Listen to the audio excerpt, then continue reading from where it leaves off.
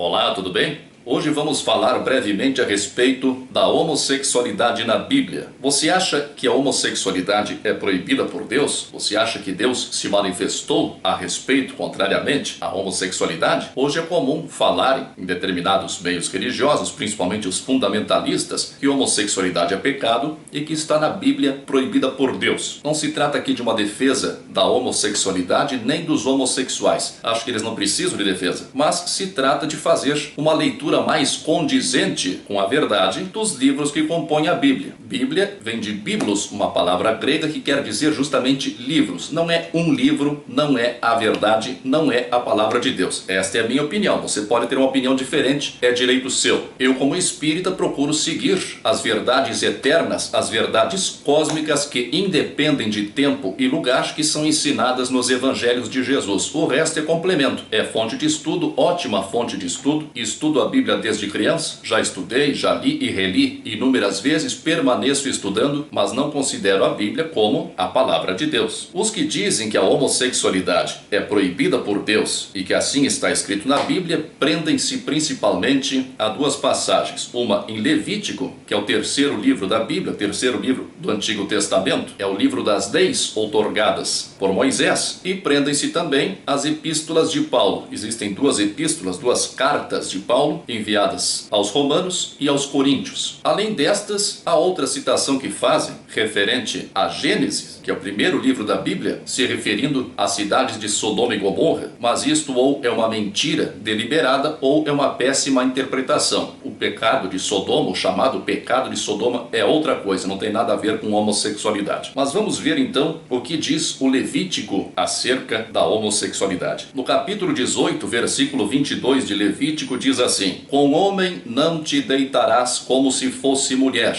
é abominação. Vamos compreender rapidamente do que se trata o Levítico. O Levítico foi escrito, é atribuído a Moisés, provavelmente não foi ele quem escreveu, mas o Levítico foi ditado, essas leis que compõem o Levítico foram ditadas quando Moisés conduzia o povo pelo deserto após tê-lo libertado da escravidão no Egito. O povo hebreu foi escravo do Egito durante muito tempo. Moisés libertou esse povo da escravidão para conduzi-lo à terra prometida, a terra de Canaã. Levaram 40 anos percorrendo este caminho até a terra prometida, e durante estes 40 anos Moisés tratou de mudar os seus costumes, de reimplantar ou implantar na cabeça deles a ideia de Deus, do Deus apregoado por Moisés, uma ideia primitiva do Deus único. Mas certamente este Deus que aqui aparece não é o Deus a que se refere Jesus Cristo. O Levítico é um código sacerdotal e teocrático da comunidade política de Israel. Querer tomar essas leis como aplicáveis a qualquer povo, a qualquer tempo, é uma coisa muito estranha. Isto serviu para aquele período, para aquele lugar, para aquele povo em particular. Para eles foi dirigido. Isso aqui foi escrito há 3.200, 3.400 anos. Faz muito tempo. Querer nos comparar com o conhecimento, com as experiências espirituais que temos hoje, aquele povo seminômade de costumes bárbaros, é realmente muito estranho. O Levítico é uma mistura de leis de pureza religiosa, ritualística, sacerdotal, com cuidados com agricultura e pecuária, normas de agricultura e pecuária, código penal, regras de higiene, é tudo misturado. Não tem o menor cabimento para os dias de hoje. Esta camisa que eu estou usando aqui é um pecado que estou cometendo, segundo o Levítico, porque ela é tecida com 2 fios diferentes. E aqui está escrito, ó, não usarás roupa de 2 estofos misturados. Cerca de um mês atrás, eu fui com minha filha Sofia, que tem 5 anos, até a casa da minha mãe. Plantamos lá 2 qualidades de flores, cravos e petúnias. Não sabia que estava cometendo um pecado e induzindo minha filha de 5 anos a também cometer um pecado, porque é o que está dito aqui, ó: no teu campo não semearás semente de 2 espécies.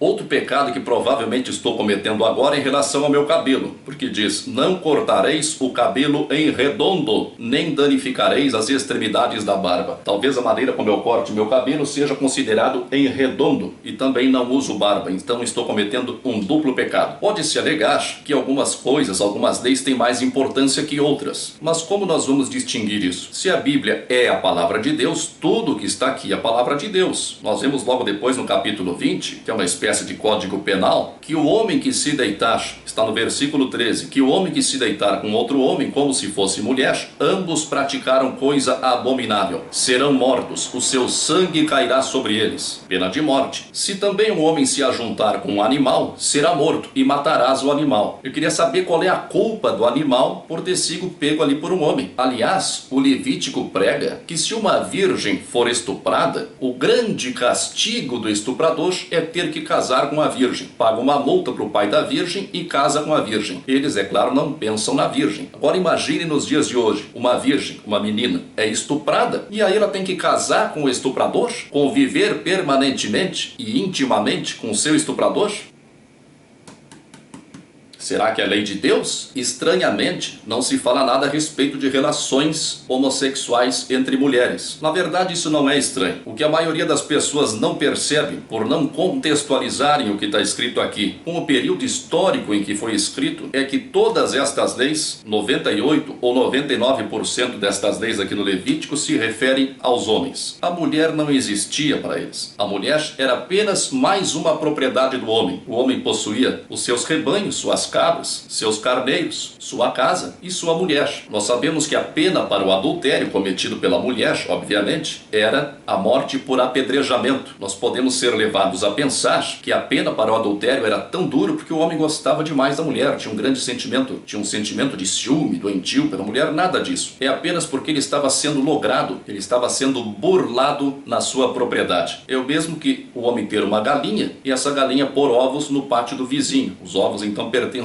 ao vizinho. A mesma coisa em relação à mulher dele. A mulher é propriedade dele. No Antigo Testamento, a mulher é propriedade do marido. Se ela tiver relações sexuais com outro, a propriedade deste homem estará favorecendo o outro. Então, esta posse é infiel e por isto deve morrer. Em meio a leis tão duras, algumas leis no Levítico primam pela sua banalidade. Claro que na época isso devia ter algum sentido. No capítulo 18, versículo 14, por exemplo, nós vemos que era proibido passar rasteira em cegos ou xingar os surdos. Pode ser cômico, mas é o que está aqui. Mas isso é proibido aqui porque devia ser uma coisa comum da época. Assim como hoje existem proibições, não pise na grama, não ponha lixo no chão. Nesse mesmo Levítico, e em várias outras passagens da Bíblia, inclusive no Novo Testamento, há uma série de leis autorizando a escravidão, dizendo como deveria ser a escravidão. Vamos dizer então que isto não vale mais, porque não existe mais escravidão, mas se isto aqui é a palavra de Deus, a escravidão está autorizada. Aliás, foi baseado nestas autorizações bíblicas que a igreja autorizou, permitiu e favoreceu a escravidão durante séculos aqui no Brasil. Querer colocar o que está no Levítico em prática hoje em dia é uma coisa totalmente fora de cabimento. Isso aqui mistura, é como se misturassem hoje o Código Penal, as políticas de governo e as ideologias políticas. É evidente que isso aqui tudo é ideia de Moisés, não foi Deus que ditou isso aqui. Claro, você pode acreditar que foi Deus. Desconsidere o que eu estou dizendo se você não acredita. Mas o que estou dizendo aqui é a minha opinião, é a minha maneira de ver os fatos. E para mim é evidente que foi Moisés que ditou essas leis. O que vem de Deus são os 10 mandamentos. Isto aqui é coisa de Moisés. E Moisés escreveu para privilegiar Arão, que era seu irmão. Arão foi o primeiro sumo sacerdote. Todas as leis do Levítico estão aqui principalmente para privilegiar a classe sacerdotal que teve origem com Arão. Eles sempre tiveram privilégios. A politicagem não nasceu hoje, sempre existiu. Desde que o homem a homem, para impor respeito à classe sacerdotal, no capítulo 21, versículo 9, nós vemos que a filha do sacerdote, se mantivesse relações sexuais antes de casar-se, era morta pelo fogo. Uma coisa linda, muito carinhosa e compreensiva. Mas isso aqui são leis essencialmente masculinas. O mundo era masculino. A mulher não tinha vez. Mulher era um objeto que tinha uma grande utilidade, que era parir, dar continuidade ao mundo masculino. Então as leis se referem aos homens e à manutenção deste mundo masculino. Qualquer coisa que rebaixasse o homem, que o tornasse semelhante à mulher, deveria ser energicamente proibida e punida. É neste sentido que é proibida a homossexualidade. Podemos perceber isso até pela maneira como é escrito. Com homem não te deitarás como se fosse mulher. É possível tranquilamente interpretar que o que era proibida era a homossexualidade passiva, porque neste caso o homem estaria se igualando ou se assemelhando à mulher e, portanto, se rebaixando de maneira imperdoável. Como o homem poderia se igualar à mulher? Isso não era exclusividade deste povo hebreu, assim era o pensamento de praticamente todo o mundo antigo. Na antiga Grécia, que era culturalmente muito superior à cultura hebraica, o pensamento era semelhante. Os grandes filósofos, como Sócrates, relacionavam-se com homens. A mulher também lá servia apenas para a reprodução. Então, se considerarmos que esta proibição para a homossexualidade que está aqui no Levítico é válida, todo o resto também deve ser válido. Mas se nós reconhecermos, e é muito fácil de reconhecer, é só ler, e é rápido, isso é uma leitura de meia hora, 40 minutos, que o Levítico é dirigido aos homens, pelos homens e para os homens, e que a mulher era um ser inferior, então nós vamos entender facilmente que fazer-se passar por mulher sexualmente, agir sexualmente como a mulher, passivamente, era algo aviltante, era algo degradante e devia ser punido. Permitir que o homem mantivesse um papel semelhante ao da mulher no sexo era uma grande ameaça ao regime patriarcal, ao domínio do homem sobre a mulher. Citam muito, para reforçar esta pretensa proibição da homossexualidade, a história de Sodoma e Gomorra. Dizem que o pecado de Sodoma é a prática homossexual, tanto que o sexo anal é chamado hoje tecnicamente como sodomia, que deriva de Sodoma. A história de Sodoma é narrada brevemente no Gênesis, que é o primeiro livro da Bíblia, onde estava Ló, o personagem Ló, que era sobrinho de Abraão, e aquela cidade era conhecida pelos seus pecados. Acham que este pecado, interpretam maldosamente ou erroneamente, que este pecado seria a homossexualidade. Deus envia dois anjos, dois mensageiros. A palavra anjo quer dizer mensageiro. Deus envia dois anjos para destruir Sodoma e Gomorra. Abraão intercede junto a Deus, pedindo que se houvesse pelo menos um homem justo naquelas cidades, que elas não fossem destruídas. Deus aceita a negociação com Abraão e os dois anjos, os dois enviados de Deus, chegam à cidade. Ló está na entrada da cidade e insiste com os anjos para que vão até a casa dele. Os anjos aceitam. Ló os trata muito bem, serve a eles um banquete, lava os seus pés. Eram costumes de boa hospitalidade, muito prezada pelo povo hebreu, e nós vamos ver que este era o pecado das cidades de Sodoma e Gomorra: a falta de hospitalidade, a falta de humildade, de caridade, de cuidados para com o próximo. E logo depois chegam os habitantes daquela cidade, tanto jovens quanto velhos, e ordenam a Ló que mande os dois mensageiros para fora para que eles abusassem desses dois mensageiros. Eles iriam abusar sexualmente destes dois mensageiros. Por isso se deduz erroneamente que o pecado de Sodoma fosse este. Em primeiro lugar, neste caso, não se trataria de uma relação homossexual, mas de uma violência sexual a estes dois visitantes, a estes dois estrangeiros. E em segundo lugar, fica muito claro no contexto que isto seria apenas mais uma forma de maltrato. O que caracterizava este povo era a falta de hospitalidade. E nós vemos que Ló, tentando dissuadir a população masculina de abusarem sexualmente daqueles dois anjos, que tinham a forma de homens, oferece para eles as suas duas filhas virgens. Está aqui no capítulo 18, versículo 8. Tenho duas filhas virgens, eu vô-las trarei, tratai-as como vos parecer, porém nada façais a estes homens, porquanto se acham sob a proteção do meu teto. Ele estava defendendo o princípio da boa hospitalidade. Ele faria qualquer coisa para que a hospitalidade fosse respeitada. E o preço disso para Ló, esse personagem bíblico, era oferecer as suas próprias filhas virgens para que aqueles homens abusassem delas. Então consideram a homossexualidade um erro, mas oferecer as suas filhas virgens para serem abusadas pela população de uma cidade não é um erro. Mas para que não fiquem dúvidas, para que não pairem dúvidas a respeito desta interpretação de que o pecado ou o erro, a palavra pecado quer dizer erro, que o pecado da população de Sodoma não era a homossexualidade, a prática homossexual, mas era a falta de hospitalidade. Há inúmeras passagens, tanto no Antigo como no Novo Testamento, se referindo ao pecado de Sodoma como a falta de hospitalidade.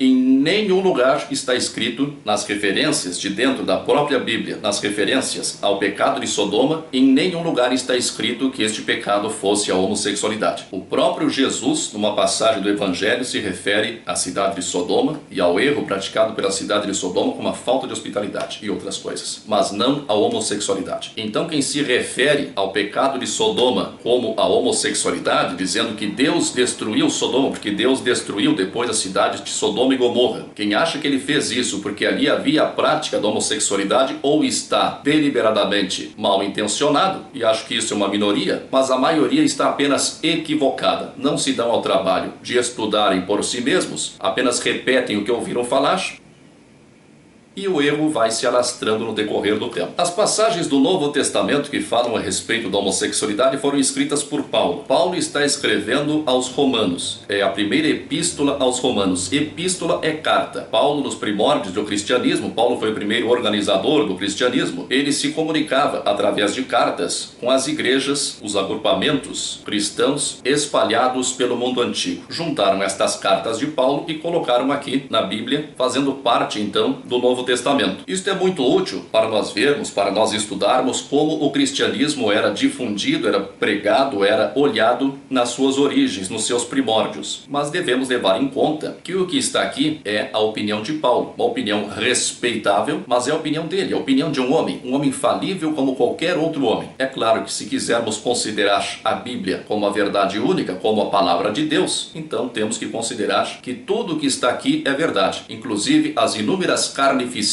ordenadas por Deus lá no Antigo Testamento. Conforme Moisés foi levando o povo pelo deserto em busca da terra prometida, ele mandou ir destruindo os povos que estavam no seu caminho, mandando matar a todos, não poupar nem as crianças ou deixar apenas as virgens, já que eram mercadorias. Mandavam matar crianças, ameaçou o povo de ter que comer os seus próprios filhos. Rios de sangue foram derramados por ordem de Deus no Antigo Testamento. É claro que este Deus do Antigo Testamento, relatado aqui nesses livros atribuídos a Moisés, não é o Deus de que nos fala Jesus, não é o Deus único, o Deus criador, a causa primária de todas as coisas, o Deus infinitamente justo e bom. Este era um líder daquele povo, um espírito que liderava aquele povo hebreu e que eles imaginaram, pela sua ignorância, tratar-se de Deus. Tanto é verdade que ele não era Deus, porque Deus é único, e este Deus se refere a outros deuses, como Moloque. O Levítico é todo escrito para evitar que o povo hebreu repetisse os erros de onde eles vieram do Egito, no lugar onde existiam a forte magia, práticas de magia, e para evitar que eles repetissem os erros dos povos para onde eles estavam indo, que eram povos que tinham vários deuses, que faziam sacrifícios de pessoas, queimavam crianças. Ainda no Levítico, que nós estávamos estudando há pouco, Deus diz para Moisés que aquele povo não devia sacrificar os seus filhos a Moloque, que era um deus, um espírito cultuado por aquele povo, espírito muito atrasado, para o qual faziam sacrifícios rituais, sacrifícios de crianças, queimavam crianças vivas. Então este é o contexto em que foi escrito o Levítico. Mas vamos ver então o que diz Paulo na sua epístola aos Romanos. Claro que ela é muito longa, não posso ler toda. Se você quiser ler, primeira epístola aos Romanos. Até pela internet você tem acesso a isso. Então vamos aqui no capítulo 1, versículo 24. Por isso Deus entregou tais homens à imundícia pelas concupiscências de seu próprio coração, para desonrarem o seu corpo entre si, pois eles mudaram a verdade de Deus em mentira, adorando e servindo a criatura em lugar do Criador, o qual é bendito eternamente. Amém. Por causa disso, os entregou Deus a paixões infames, porque até as mulheres mudaram o modo natural de suas relações íntimas por outro contrário à natureza. Semelhantemente, os homens também, deixando o contato natural da mulher, se inflamaram mutuamente em sua sensualidade, cometendo torpeza, homens com homens, e recebendo em si mesmos a merecida punição do seu erro. Paulo escreve essa carta aos Romanos no período em que o imperador de Roma era Calígula, imperador que entrou para a história pelas suas perversidades e pelas suas façanhas sexuais. Calígula chegou a tentar nomear o seu cavalo como senador do império. Chegou a fazer isso, embora não tenha sido aceito. Informe-se sobre Calígula, sobre este período histórico no Império Romano, e você perceberá em que contexto foi escrita esta carta de Paulo aos Romanos. Era um período em que o sexo estava totalmente banalizado, era um vício generalizado entre a população, e é no sentido de conter essas manifestações sexuais como vício que Paulo se reporta aos romanos. Ele está se referindo às práticas homossexuais, comparando-as à idolatria, porque eram vistas como idolatria e como rituais orgiásticos. Naquela época, em Roma havia adotado os costumes religiosos de muitos povos pagãos. Aliás, isso passou para o cristianismo primitivo. A igreja adotou uma série de rituais, de práticas, de costumes, de ideias das religiões pagãs. E naquela época havia muitas práticas ritualísticas envolvendo o sexo sacerdotal, os prostitutos e prostitutas sagrados. Havia crianças, meninos, adolescentes do sexo masculino que pertenciam ao Estado, eram adotados pelo Estado para reservá-los à prática sexual. Isso é documentado, isso não é opinião. A história nos mostra isso, basta estudar a história. Aqui diz num trecho que até as mulheres mudaram o modo natural de suas relações íntimas por outro contrário à natureza. Eu vi uma vez um pastor muito famoso da televisão aí, dizendo que essas relações contra a natureza seriam a poligamia. Ele se reporta lá ao Gênesis, quando Deus criou o homem, criou a mulher, em que ele diz que os dois serão uma só carne. Então, na interpretação dele, o sexo natural, as relações naturais entre homem e mulher seria a monogamia. Mas não é a isso que ele está se referindo aqui. Se nós estudarmos o que dizia Platão alguns séculos antes, num contexto muito semelhante, nós vemos que este contexto é mais amplo. Paulo era um homem culto, teve educação grega, certamente leu os livros de Platão. E Platão, nas suas últimas obras, As Leis, considerava a homossexualidade como contrária à natureza, por considerar a homossexualidade como a incapacidade de controlar o desejo de prazer. Então, o antinatural, o sexo antinatural para Platão era um defeito semelhante à gula, era a busca desenfreada por prazer, porque o sexo entre homens era normal, era a norma, era a regra nos tempos de Platão, mas era o sexo praticado entre homens, adultos, maduros, com adolescentes, impúberes. Isso era considerado normal, esta era a regra. O que era considerado errado para Platão e para outros pensadores era o sexo praticado entre dois homens adultos. Por quê? Porque o adolescente, o menino, era considerado semelhante à mulher na sua inferioridade. Então ele devia ter um posicionamento passivo, de aceitação. Ele aceitava os atos sexuais, assim como aceitava os ensinamentos dos homens mais velhos. Era isso que fazia um jovem. Quando ele se tornava homem, ele era adulto, era homem e devia ser dominador. O mundo antigo pertencia aos homens. As mulheres não tinham espaço. Como os adolescentes eram comparados às mulheres, eles não tinham espaço e deviam ser passivos, intelectualmente e sexualmente. Ser ativo era ser macho, e o mundo era macho. A fêmea não tinha vez. Se você acha que tudo que está aqui é verdade, que tudo que está aqui é verdade, é a palavra de Deus, então imagino que isso deva ser cumprido. Isso deve levar em consideração a posição da mulher em relação ao homem. Segundo Paulo, a mulher não pode pregar na igreja. O papel da mulher é de total submissão ao homem. A mulher aprenda em silêncio com toda a submissão, e não permito que a mulher ensine, nem exerça a autoridade de homem. Esteja, porém, em silêncio. Porque primeiro foi formado Adão, depois Eva, e Adão não foi iludido, mas a mulher, sendo enganada, caiu em transgressão. Todavia será preservada através de sua missão de mãe, se ela permanecer em fé e amor e santificação com bom senso. Ou seja, a mulher é para ser mãe, mulher não pode pregar em igreja em hipótese alguma. Mais um pouco da opinião de Paulo a respeito da mulher. Porque na verdade o homem não deve cobrir a cabeça, por ser ele imagem e glória de Deus, mas a mulher é glória do homem. Porque o homem não foi feito da mulher, e sim a mulher foi feita do homem. Porque também o homem não foi criado por causa da mulher, e sim a mulher foi criada por causa do homem. A mulher é considerada propriedade do homem, inferior ao homem e deve ser submissa ao homem. É neste contexto que a homossexualidade é considerada um crime contra as leis de Deus. Porque o homem, ao assumir a postura passiva na relação homossexual, ele está se assemelhando à mulher. E em se assemelhar à mulher, ele deixa de lado a sua grandeza de homem e se rebaixa. Outra passagem utilizada contra a homossexualidade, ainda escrita por Paulo, é na Epístola aos Coríntios. Está aqui, capítulo 6, versículo 9. Ou não sabeis que os injustos não herdarão o reino de Deus? Não vos enganeis, nem impuros, nem idólatras, nem adúlteros, nem efeminados e nem sodomitas. Então o que importa aqui são os dois últimos termos utilizados, efeminados e sodomitas. Efeminados é geralmente interpretado como se referindo ao homossexual. Será que é isto que Paulo quer dizer? Em primeiro lugar, convém dizer que no texto grego, a palavra que é traduzida no português como efeminado é a palavra grega malakoi. Malakoi literalmente quer dizer mole. Devia ser uma gíria da época. Se Paulo estivesse se referindo à homossexualidade como era praticada naqueles tempos, usaria uma uma palavra já existente especificamente para isso, que era pederasta, pederastia, uma palavra conhecida do uso de todos. Ele, como conhecedor da cultura grega, certamente usaria esta palavra. E sodomitas, como há várias passagens do Antigo Testamento e mesmo do Novo Testamento se referindo ao pecado de Sodoma como não sendo o pecado ou a homossexualidade, certamente sodomitas aqui não se refere à homossexualidade. Isso é uma tradução livre e preconceituosa. Vamos ver o que nos traz o texto grego. As duas palavras, a palavra que eles traduziram como efeminado é esta aqui, malakoi, e a palavra traduzida como sodomita é esta aqui.